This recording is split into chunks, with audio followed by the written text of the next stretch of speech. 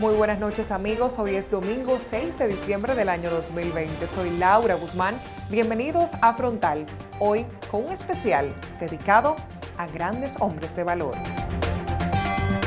Cuando yo le hice la pregunta, Balaguer se ofendió porque él iba muy suave en esa rueda de prensa y la pregunta fue un poco dura. La República Dominicana tiene gente que pone nuestra identidad en alto y nos demuestran que con esfuerzo y dedicación todo es posible. El buen productor lo que tiene que tener una gran vocación de trabajo. Hasta las 3 de la madrugada estamos desarrollando las coberturas desde las 7 de la mañana. Carrera de periodismo en el exterior, yo fui el primero. No es verdad que tenemos que volver al pasado para que haya televisión de calidad. Eso es mentira. Puso en riesgo su vida. Fui el único que salió ileso. Lo primero que te voy a decir es que no repetiría eso nunca en mi vida. República Dominicana, tierra llena de hombres de valor. Ciudadanos que han trabajado en diversas disciplinas con labor enérgica, sacrificio y tenacidad, con la visión de aportar sus talentos como parte del legado histórico de nuestra nación. Queremos resaltar la gran labor de hombres valiosos para nuestra sociedad. Son muchos los dominicanos que han enaltecido el nombre de nuestra patria. Conozcamos a grandes hombres de valía en diferentes renglones.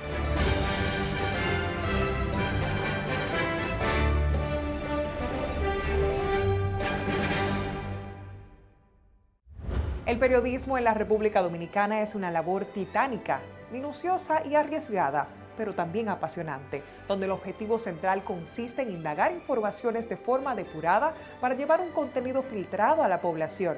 Valores como la integridad, objetividad y veracidad deben primar en ellos. Luis Eduardo Lora Iglesias, mejor conocido como Uchi Lora, Santiago, 7 de mayo de 1947. Es un periodista dominicano con más de 50 años de ejercicio profesional. Tiene experiencia en diarios, radio, cine y televisión. Hijo del poeta Manuel Armando Lora y de la educadora Altagracia Mercedes Iglesias. Inició profesionalmente sus labores el 5 de noviembre de 1966 en el reconocido periódico El Nacional, así como en la revista Ahora, como articulista, ilustrador y encargado de la sección de farándula. Ha dirigido varios medios y ha fundado algunos de ellos. Fue cofundador y jefe de redacción del diario vespertino La Noticia en Santo Domingo, donde popularizó su columna Tintero, y fue fundador y director de los matutinos El Día y Ya en Santiago, su ciudad natal, también donde dirigió el noticiario radial Mundo Noticias. Además fue fundador y director de las revistas de humor político Tirabuzón, junto a Narciso González Narcisazo. Entró a la televisión en 1982 como productor ejecutivo del programa sabatino Otra Vez con Jackie y comentarista de La Costumbre del Show del Mediodía.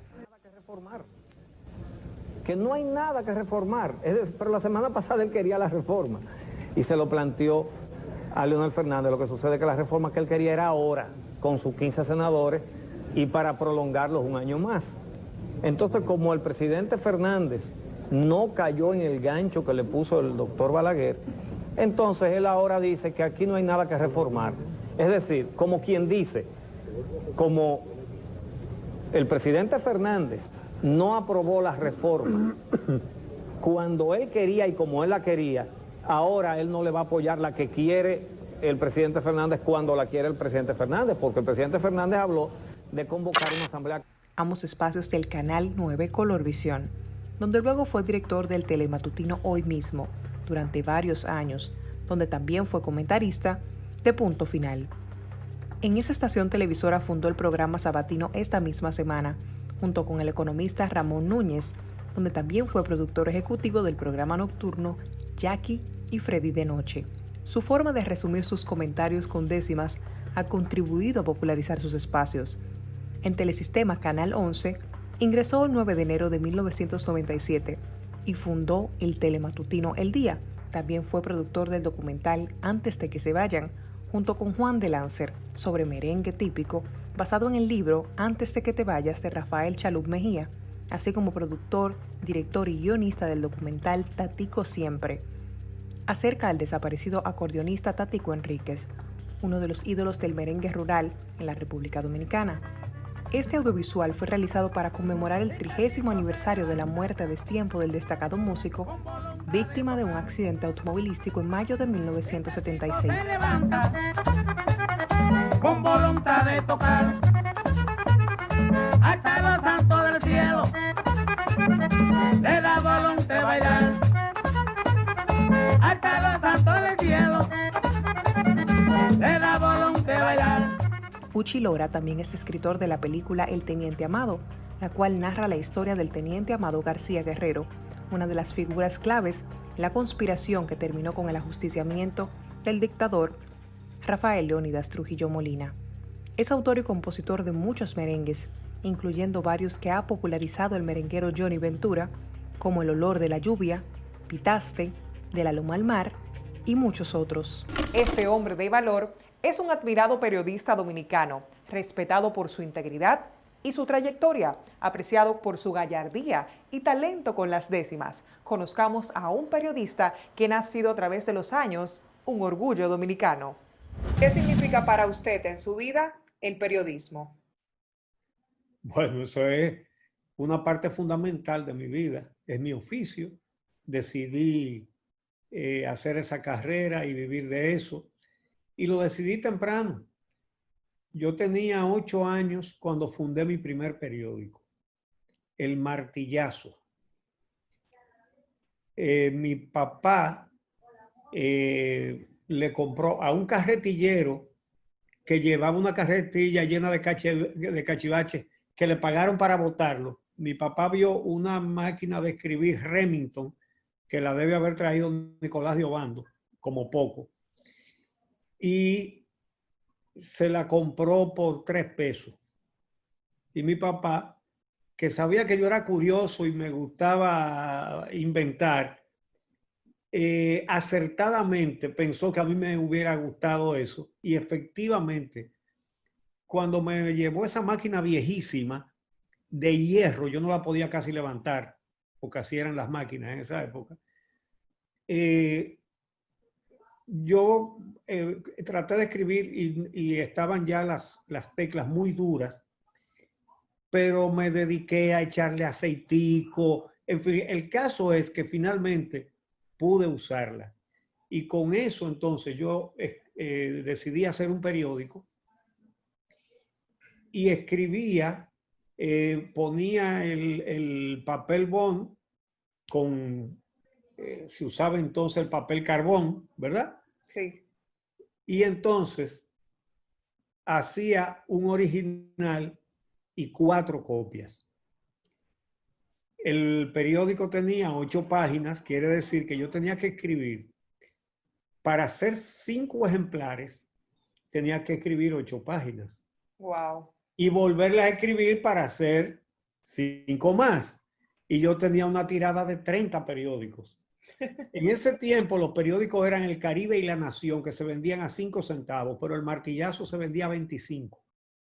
Wow. Y se me acababa, porque yo lo hacía sobre las temáticas del barrio donde yo vivía en Santiago.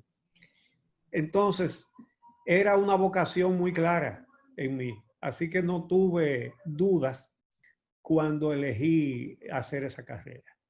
¿Qué implica hacer un periodismo responsable y de integridad en nuestro país, en la República Dominicana?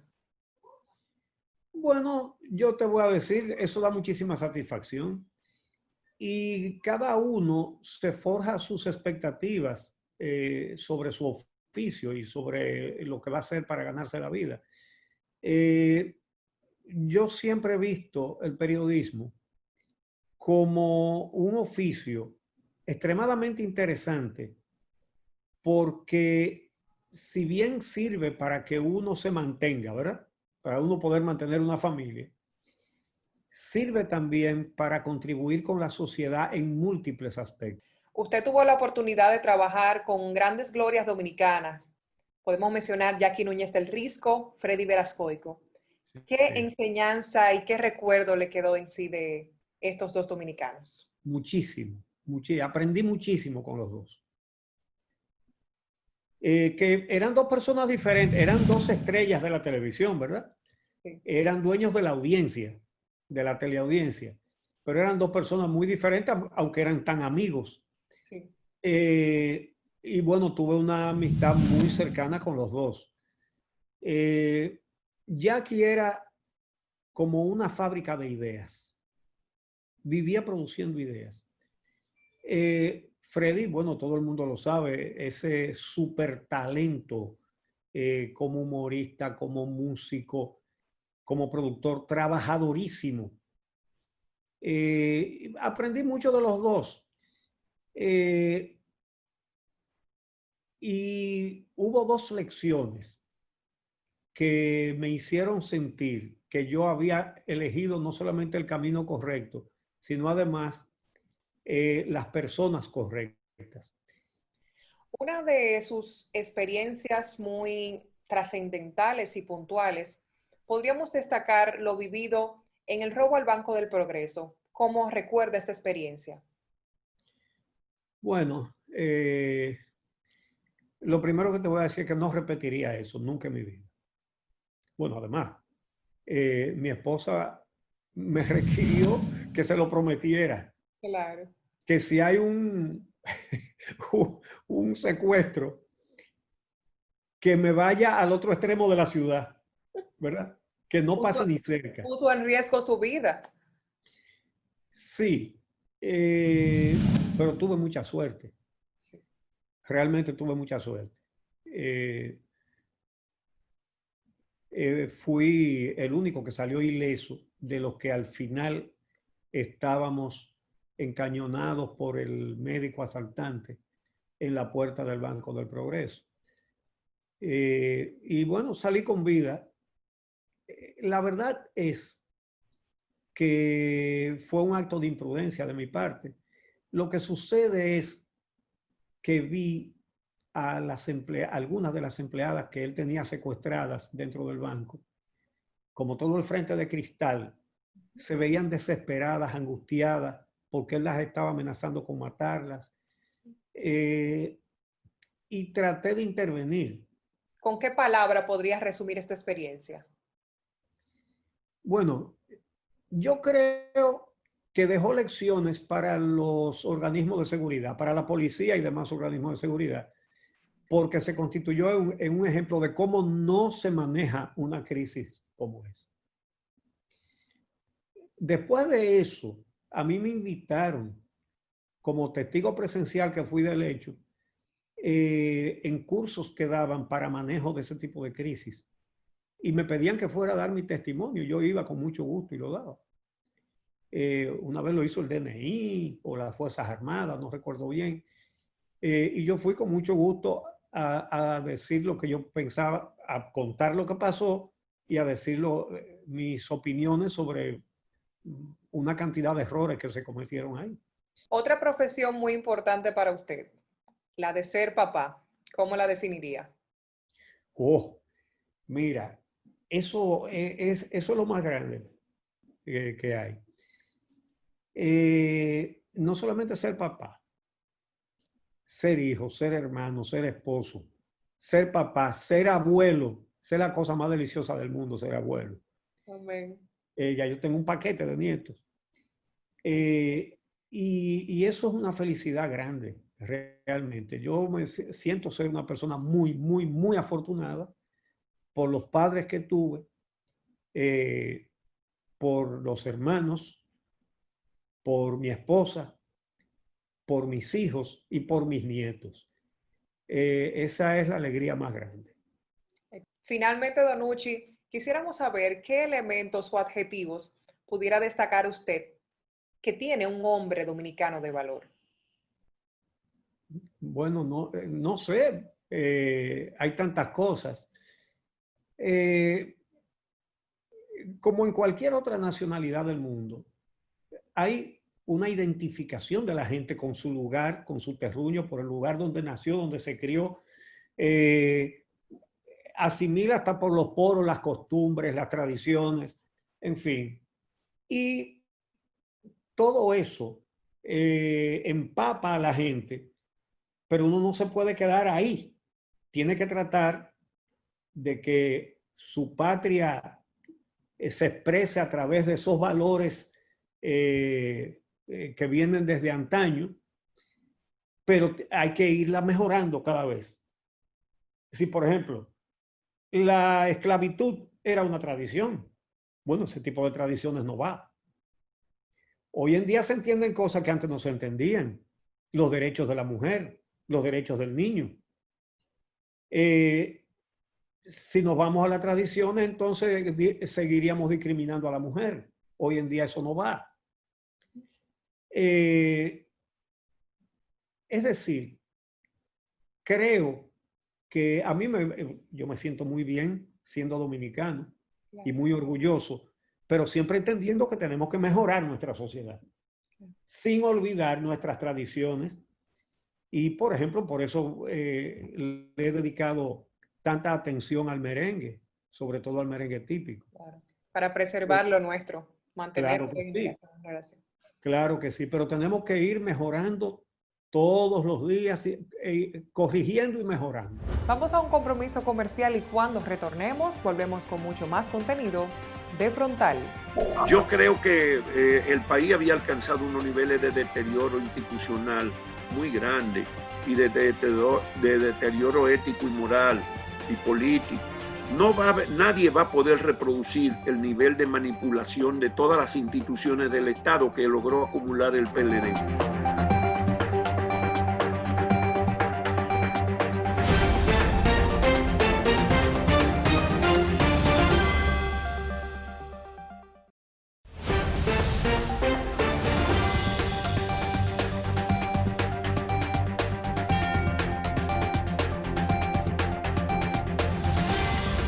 De Consuelo San Pedro de Macorís salió con muchos sueños. Él es la experiencia, la persistencia y la frontalidad.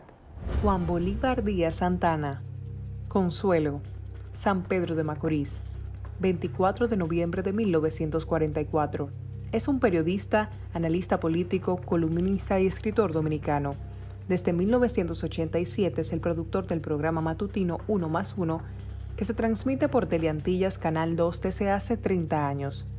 Fue embajador de la República Dominicana en Perú y Bolivia desde 1984 hasta el 1986.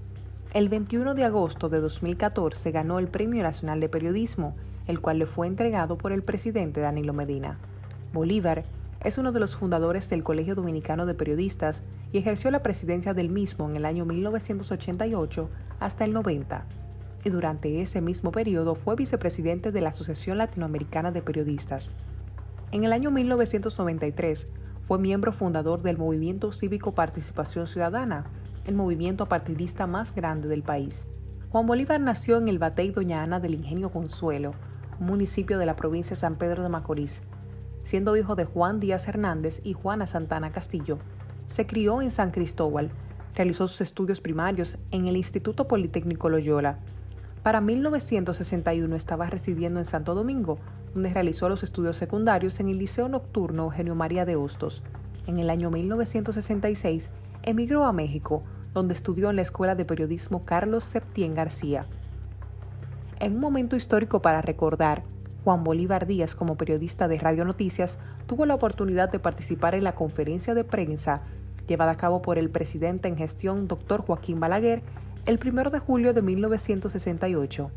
Y esto fue lo que ocurrió. De La Habana. Tiene la palabra Juan Bolívar Díaz por Radio Noticias. Ante la continuación del terrorismo, con la secuela de crímenes, tanto de civiles como de militares, de diversas ideologías, y ante el aumento de los artículos de primera necesidad, como el arroz, los plátanos y la carne, ¿considera usted fracasados sus dos principales objetivos populares? No, considero más bien capciosa la pregunta. No creo, en primer lugar, yo no prometí bajar los artículos de primera necesidad en la campaña electoral de 1966. Si los artículos de primera necesidad han subido ahora, son por factores imponderables. El país ha sufrido una sequía. Si hay una escasez espantosa de plátano, una escasez de arroz debido a la sequía. ¿Y quién puede dominar eso? Se puede dominar por un decreto la sequía. Yo puedo hacer llover mediante un decreto. Tengo medios económicos, recursos para contrarrestarla. Perdone, hay una pregunta que yo dejé de contestar, la que usted me preguntó, que por qué sigue el terrorismo. ¿Cuáles son los actos de terrorismo que ha habido en la República Dominicana en los últimos días? ¿Cuáles son los actos de terrorismo de que han sido víctimas los civiles últimamente, que se le puedan achacar al gobierno, que se le pueda atribuir un sentido político? Cítelo aquí en presencia de la prensa extranjera. Tiene la palabra otra vez el compañero, el periodista Juan Bolívar Díaz. En primer lugar, usted ha interpretado mi pregunta como una acusación. Yo no he dicho que el gobierno haya sido responsable de esos crímenes. Acusación. Yo he preguntado si usted considera que no ha logrado todavía ese clima de paz que usted había dicho, porque hay terrorismo, incluso dije militar. Yo no estoy acusando si el terrorismo lo practica uno u otro sector. Le estamos preguntando a usted ahora si usted considera que esos hechos, yo no sé quién lo promueve, eso no es labor mía decirlo. Yo estoy preguntando si usted considera que esos hechos han perturbado, han impedido que usted cumpla su promesa, nada más. Tiene la palabra, señor presidente. Yo creo que no lo han perturbado, porque la promesa ha sido cumplida. El país goza hoy de mayor tranquilidad que lo que gozaba hace algún tiempo, hace 2 años, antes de que el gobierno tomara posesión.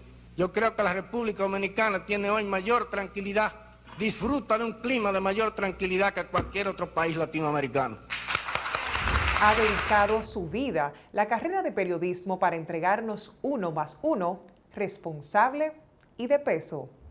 Nos encontramos con don Juan Bolívar Díaz, una gloria dominicana del periodismo. Gracias por estar con nosotros en Frontal.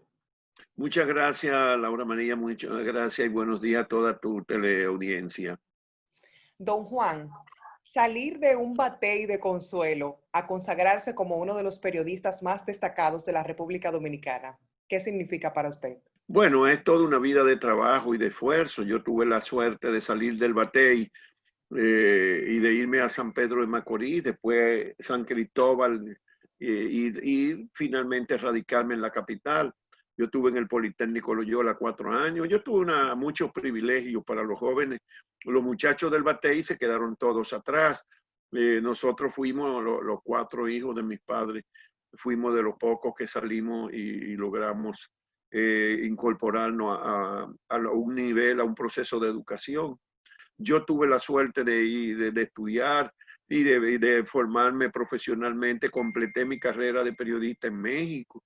Y todo eso, cuando yo regresé de México ya en el 68, yo fui un privilegiado porque yo era el primer periodista dominicano que regresaba con un título universitario de periodista. Creo que Molina Morillo había hecho un curso, pero un curso de 1 mes o 2 meses en España de periodismo, pero carrera de periodismo en el exterior yo fui el primero. ¿Y cómo descubre esta vocación? ¿En algún momento tuvo alguna afinidad por otra carrera o siempre fue periodismo? ¿Cómo descubre esta pasión? No, yo quise ser sacerdote primero y entonces fracasé porque yo llegué en el 61, en el momento en que estaba muy caliente la cosa y yo había sido un antitrujillista desde el 59, desde muchacho, a los 12, 13 años. Y yo llegué al seminario demasiado como un comunista para algunos. Mentira, que yo lo que quería era ser sacerdote. Pero era tan conservador el seminario que me repelió, me resultó muy difícil. Y yo aguanté nada más 1 año y medio todas las presiones que sufrí. Pero me salí del seminario y entonces me metí a estudiar filosofía. Ese fue mi primer paso en la universidad. Y ahí no completé, pero después me revalidé los estudios de filosofía, las humanidades de comunicación social y pude en 2 años terminar en México la carrera realmente. Don Juan, 1 de julio de 1968, hablemos un poquito de historia y esa oportunidad que usted tuvo de ser parte de la conferencia de prensa del doctor Joaquín Balaguer, haciendo una pregunta bien desafiante y teniendo una respuesta bien directa. Cuéntenos qué significó esa experiencia para usted con el doctor Balaguer. Bueno, yo diría que Balaguer me lanzó el estrellato político sin buscárselo. Yo apenas tenía 6 meses. Yo había regresado en diciembre del 67 de México y empecé a trabajar el 2 de enero del 68 como director de informaciones de Radio HN y su programa matinal Radio Noticias. Y fui a esa rueda de prensa invitado, invitaron al programa y al departamento de prensa.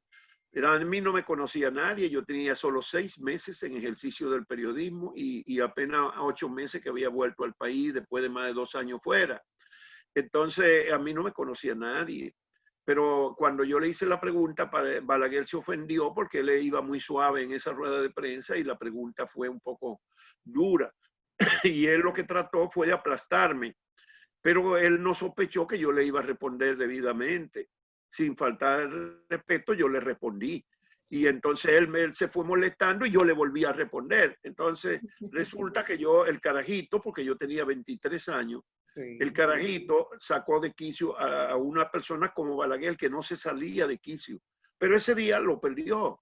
Y lo perdió porque él quiso aplastarme como una cucaracha.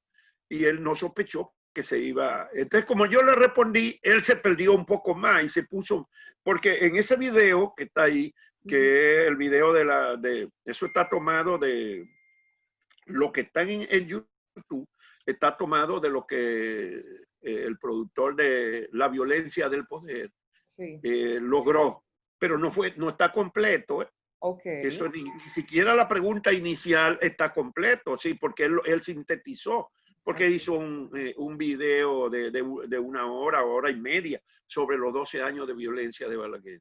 Y entonces, pero fue peor de lo que está en YouTube, el diálogo, la discusión.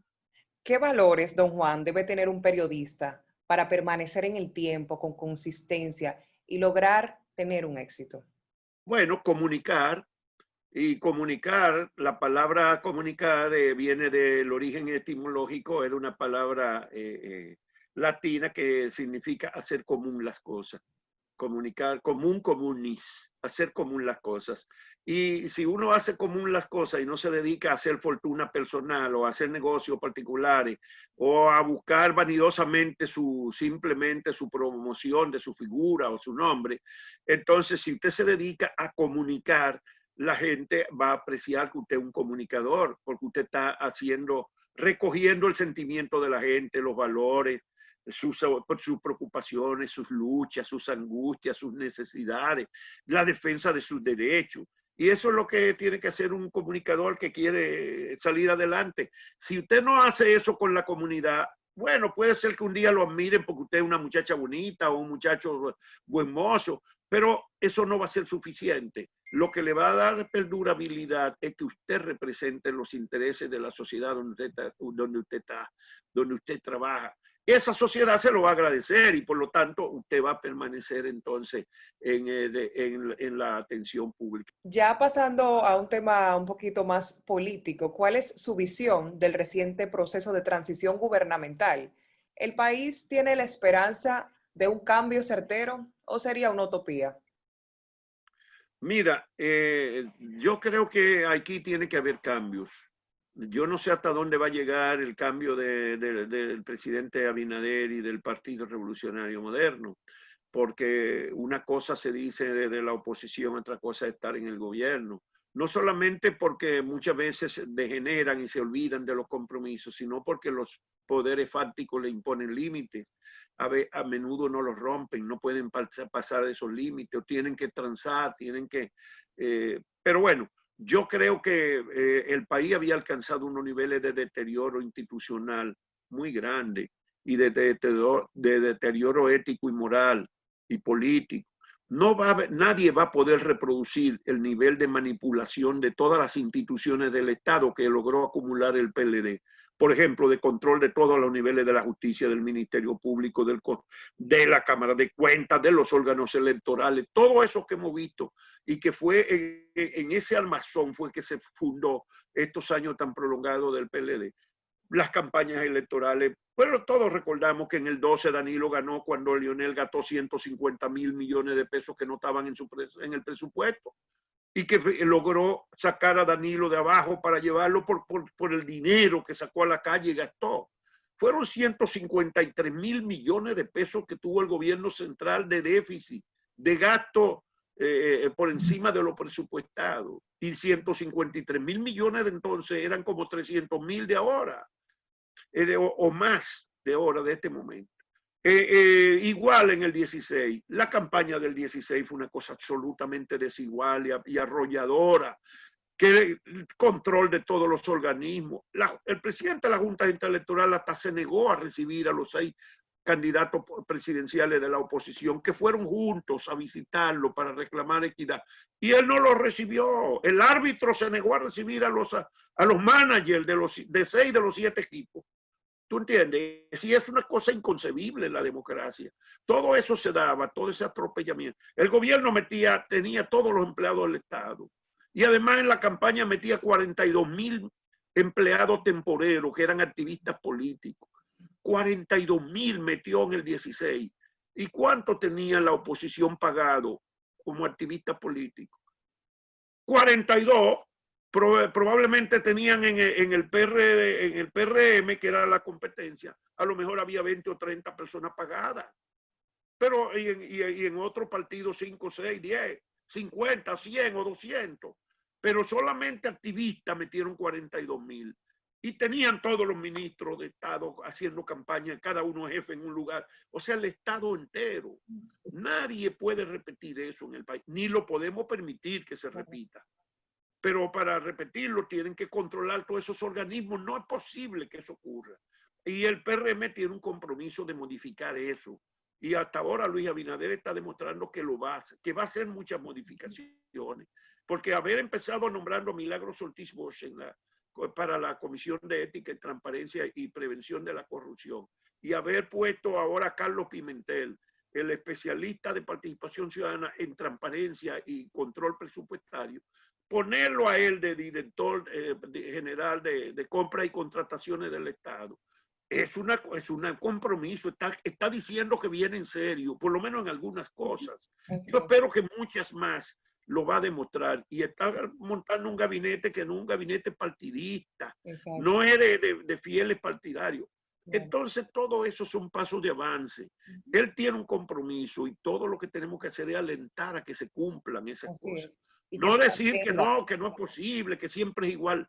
No toda la vida tendrá que ser siempre igual. Alguna vez tenemos que empezar a cambiar, y aquí llegamos al momento en que tenemos que hacerlo, porque estábamos llegando a unos niveles de deterioro tan grandes que cualquier día se iba a producir una explosión. Gracias, don Juan, por compartir esta visión con nosotros, una visión muy frontal, así como lo es nuestro programa, y es un gusto y un honor para todos los dominicanos contar con periodistas de su talla. Muchísimas gracias, Laura María, por contar conmigo en esta mañana. Les saludo a todas y todos con muchos afectos y con grandes esperanzas de que algo va a tener que empezar a cambiar. Si pensamos en el hombre del clima, en los informes meteorológicos, de inmediato él es nuestro referente. Su escuela formadora, Cadena de Noticias, donde ha desempeñado una carrera intachable por su preparación y expertise. Él es un profesional con valor científico. Veamos de quién se trata. Jean Suriel adquirió su experiencia en los inicios del primer canal de noticias de la República Dominicana, CEDN, Cadena de Noticias, Canal 37.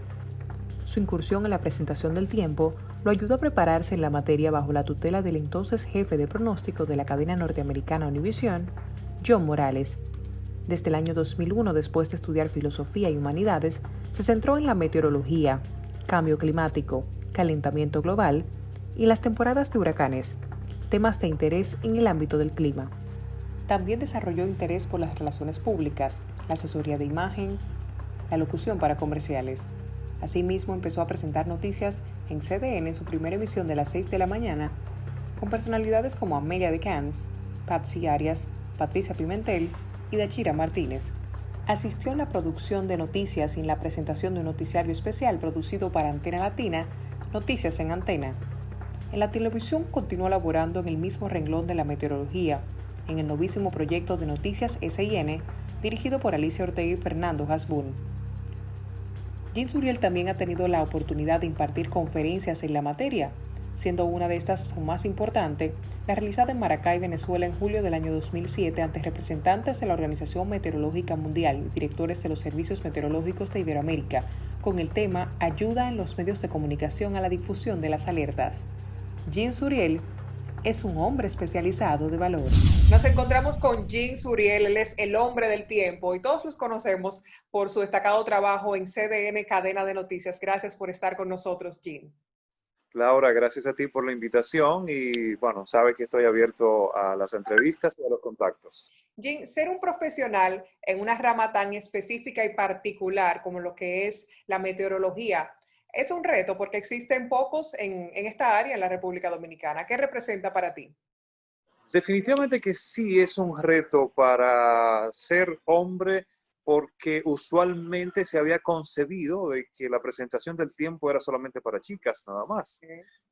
Chicas que pudieran exhibir una estructura corporal que fuera muy atractiva a nivel de los medios de comunicación. Entonces, me enfrenté justamente con esa misma realidad en el año 2000, cuando comencé a trabajar para CDN en los inicios del canal de noticias 24 horas.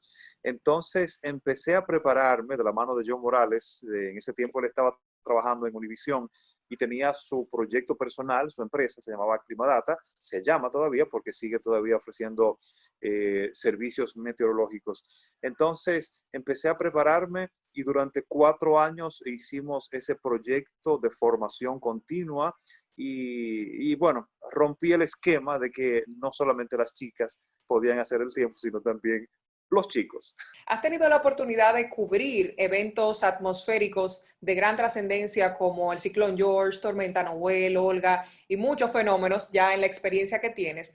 Cuéntanos un poquito de esa parte donde estás frente a una pantalla informando a la ciudadanía, pero también estás poniendo en riesgo tu integridad física incluso. ¿Cómo ha sido ese proceso? Fíjate que es una labor muy preciosa porque justamente uno saberse útil para la sociedad en ese momento, un momento de gran amenaza, un momento de peligro, de gran riesgo para República Dominicana. Y me llega a la mente, por ejemplo, hace ya varios años, cuando realizamos las coberturas con los huracanes Irma y María, que afectaron a Puerto Rico y también amenazaban a República Dominicana. Prácticamente nos mudamos a CDN. Hasta las 3 de la madrugada estábamos desarrollando las coberturas desde las 7 de la mañana y de manera continua hicimos esas coberturas. Justamente es un momento en el que uno tiene emociones encontradas porque uno quisiera estar en casa, con la familia, con la esposa, con la niña y en sentido general uno tiene esa necesidad de poder estar con los míos, con los nuestros. Sin embargo, también me surge en ese mismo momento la pasión por comunicar las medidas que se puedan tomar en frente a esta amenaza. Claro. ¿Qué significa para ti ser papá? Lo más extraordinario del mundo. La vida le cambia de manera significativa y desde ahí uno empieza a entender a nuestros padres. Justamente cuando uno es padre, porque exactamente uno rememora aquellos tiempos en que los padres le daban los consejos, trataban de guiar a uno por el mejor camino. Quizá uno no lo entendía cuando uno era adolescente, joven, pero ya en la medida de que uno empieza a ser padre y a formar parte integral de una nueva vida, entonces ya uno empieza a tomarlo con más seriedad. Para nosotros es un placer haberte tenido, Jean, porque de verdad es valuable tener profesionales dominicanos que puedan permanecer en el tiempo y valoramos en ti la consistencia de cómo te has permanecido todos estos años en Cadena de Noticias y en tu carrera profesional. Laura, para mí ha sido un placer inmenso. Te conozco de hace mucho tiempo y justamente esa ha sido la intención de poder trabajar en un medio de comunicación, pero también de formar a la ciudadanía, además de informar, porque ese es el propósito de los medios de comunicación y de nosotros los comunicadores que tenemos valores. Excelente. Gracias, Jean, por estar con nosotros en Frontal. Vamos a una pausa comercial y cuando retornemos... Los grandes productores de televisión del país, Jean-Louis Jorge, don Freddy Bargoico, esas eran gente que no tenían horario de trabajo. El buen productor lo que tiene que tener una gran vocación de trabajo.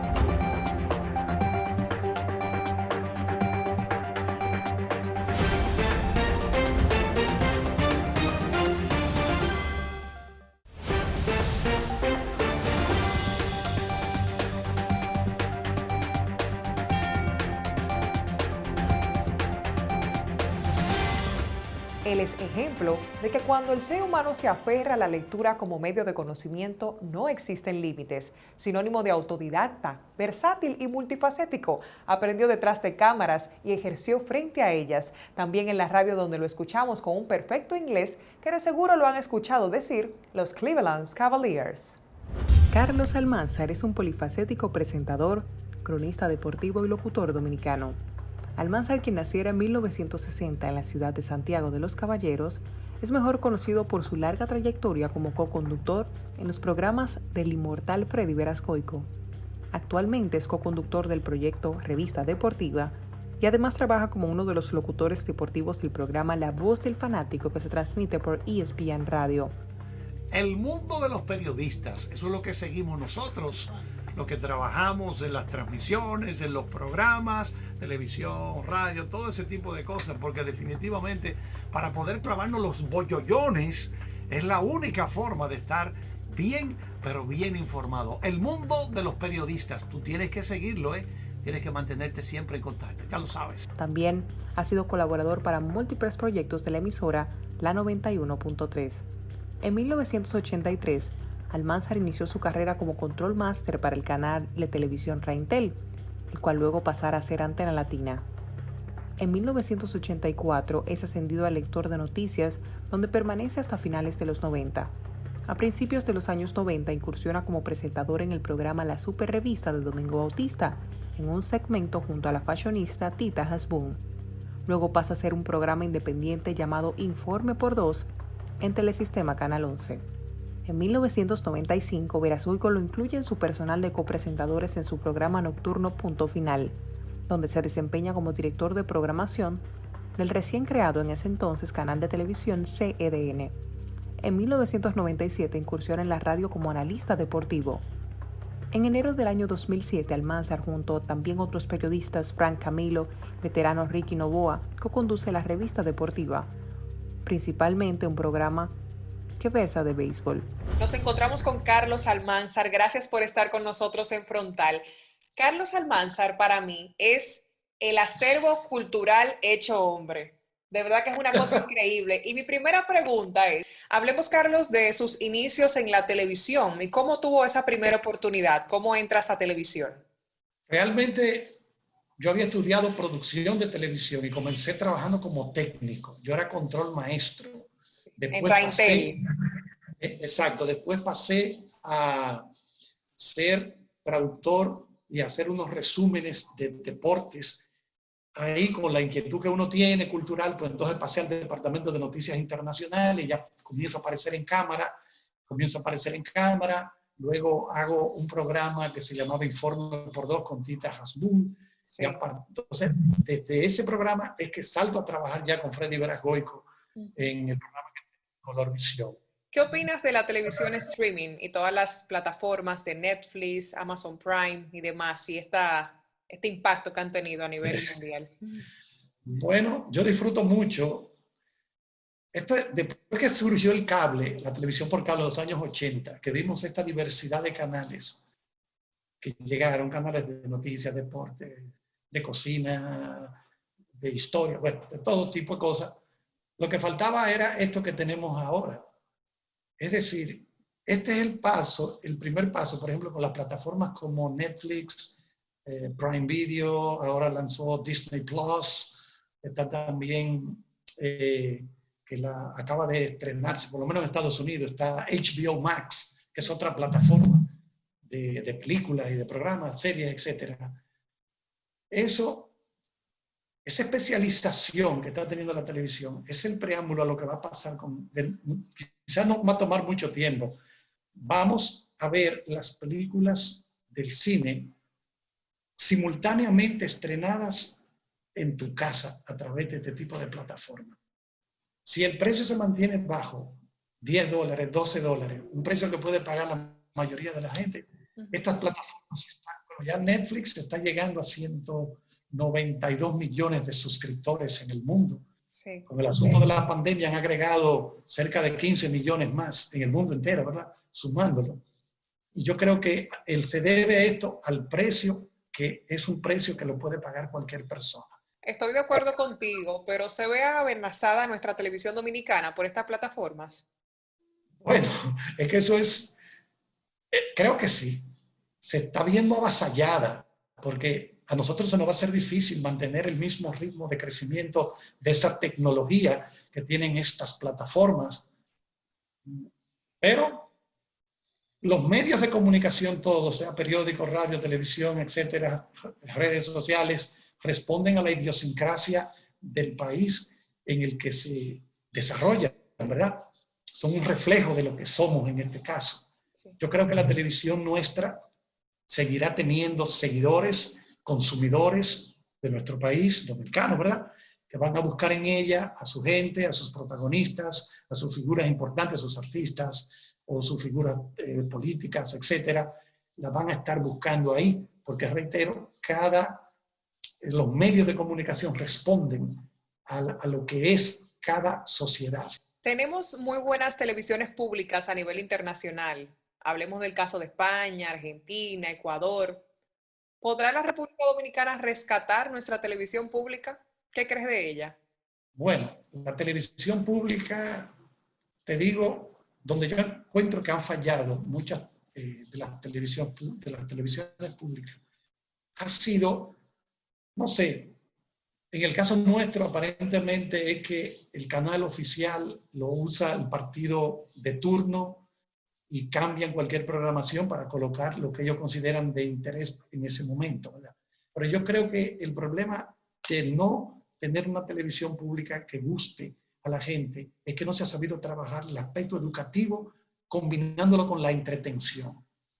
Me van a hablar de la BBC en Inglaterra, sí, pero la BBC tiene un presupuesto multimillonario. Claro. E incluso el actual primer ministro británico, Boris Johnson, ha pedido que se revise, porque ellos entienden que es escandaloso. Yo creo que la BBC a nivel mundial tiene más de 3.500 corresponsales. Imagínate tú. Si podrías darle un consejo a algún joven productor de la televisión dominicana, ¿cuál sería? Leer mucho. Hay que leer mucho, hay que investigar mucho, no desesperarse y hay que trabajar mucho, porque los grandes productores de televisión del país, Jean-Louis Borges, don Freddy Brasgoico, esa eran gente que no tenían horario de trabajo. Esa gente trabajaba a todas horas, cualquier día. Y yo, por ejemplo, llegué a ser uno de los conductores del Gordo de la Semana, junto a Yanna Tavares, cuando don Freddy viajaba al exterior. Y yo decía a este hombre, el programa era de 12 del mediodía hasta las 8 de la noche. Yo tenía que estar ahí desde las 11, más o menos. Yo decía, ¿y cómo don Freddy aguanta esto? Cada domingo, pero después de haberse pasado la semana entera preparando todo el material que se iba a utilizar el domingo. Es decir, el buen productor lo que tiene que tener una gran vocación de trabajo. Tiene que ser un gran fajador, un gran trabajador, y eso es lo que yo entiendo debe tener. El consejo principal mío es que la persona que le gusta la producción trabaje mucho, se esfuerce en prepararse bien y que desarrolle sensibilidad, interés por el abanico más grande posible de temas que pueda. Claro. Muchísimas gracias, Carlos, por estar con nosotros en este tiempo aquí en nuestro programa Frontal. Juan Carlos Albelo debutó hace más de 2 décadas en la producción para televisión y desde entonces su carrera ha estado matizada por la coherencia creativa y la curiosa coincidencia de que ha prestado su talento para las más sobresalientes figuras femeninas de la escena local. Formado como productor en el Instituto Técnico de Televisión, con una especialización en Altos de Chabón y de periodismo en la Universidad Autónoma de Santo Domingo. Albelo también ha mostrado su cara frente a las cámaras. Condujo en 2004 el desaparecido programa Sin Filtro, una revista diaria especializada en espectáculo. De igual manera también produjo y condujo el segmento ILK, Informe Lunático, dentro del programa semanal Lunática de Karina Larrauri. Albelo dirige además su compañía Industria de Contenido, en la que gesta importantes contenidos audiovisuales para diversos fines. Uno de los proyectos consolidados por lo cual se ha destacado su trabajo y ha sido premiado por Premio Soberano ha sido el proyecto televisivo Trayectorias, donde ha plasmado en la televisión dominicana un legado histórico de las figuras nacionales. Un hombre que trabaja fervientemente por el desarrollo de la televisión, destacando las trayectorias de grandes personalidades dominicanas. Aquí nos encontramos con Juan Carlos Albelo, destacado productor dominicano. Gracias por estar con nosotros en Frontal, Juan Carlos. Bueno, gracias. Yo he sido acusado muchas veces en mi vida de ser muy frontal, o sea que gracias. Para mí es cotidiano estar en esta situación. Juan Carlos, para producir televisión de calidad hay que tener pasión y vocación. ¿Cómo descubres estas dos en ti? Bueno, mira, yo pienso que yo soy todo pasión. La pasión para mí es muy cotidiana, la pasión para mí ha estado presente en toda mi vida. Y la vocación la descubrí cuando optaba por hacer algo que me diera placer más que dinero o cualquier otra cosa. Entonces ahí, bueno, pues me decidí que lo que quería era comunicar. Cuando vi la televisión por primera vez, teniendo 8 años apenas, yo dije, yo quiero estar en esa caja. Y antes había oído radio y también me entusiasmaba mucho, más que querer estar, más que hacer lo posible, me llenaba de fantasía la idea de la radio y entonces era como un mundo mágico para un muchachito campesino que se acercaba a un mundo extraño que veía muy lejano. Juan Carlos, ¿cómo puedes definir y comparar, sea positivo o negativo, la televisión de la década de los 90 y la televisión de ahora? Bueno, la verdad es que la comparación no es justa. Dicen los psicólogos que la comparación nunca son justas. Esta creo que es menos. Porque tenemos que comparar una televisión de unos recursos y tenemos que comparar una televisión a un grupo de gente, o sea, una sociedad distinta. La sociedad de los 90 demandaba unas cosas y la sociedad actual demanda otras cosas. Por ende, y la televisión no va siendo más que eso, una caja de resonancia, un eje de repetición de lo que la sociedad va demandando. Los fabricantes de productos mediáticos no somos independientes en la mayoría. La mayoría responde a la necesidad o al estímulo que da la necesidad del público. Entonces no sería justo compararla porque son momentos distintos, y grupos sociales o una sociedad distinta. Eso es así. Sin embargo, muchos comunicadores hablan de que ha existido un retroceso y que ya no es una televisión de calidad. ¿Cuáles tú considerarías serían las bases para retornar a una televisión dominicana de calidad?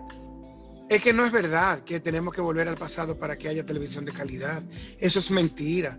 Porque ahora mismo hay contenidos muy buenos, contenidos bien hechos como el de Alicia, como el de Nuria, como el de Milagro, como el de Cavada, como el de María Cela. Te puedo mencionar muchísimos otros contenidos más que están muy bien hechos, que están a la altura de a la mayor altura que puede tener y sostener nuestra televisión. Muchísimas gracias, Juan Carlos, por estar con nosotros en Frontal. Ellos son el ejemplo de que la lectura y la preparación, la creatividad y la investigación son las claves para hacer televisión que eduque con criterio de calidad. Gracias por estar con nosotros como cada domingo en su programa Frontal, sobre todo en este especial, dando el gran valor que merecen hombres dominicanos destacados. De igual manera, dando la bienvenida al mes de diciembre, que no obstante a que hemos pasado un año muy difícil a razón de la pandemia, tenemos esperanza de un presente y un futuro mejor. Hasta una próxima entrega.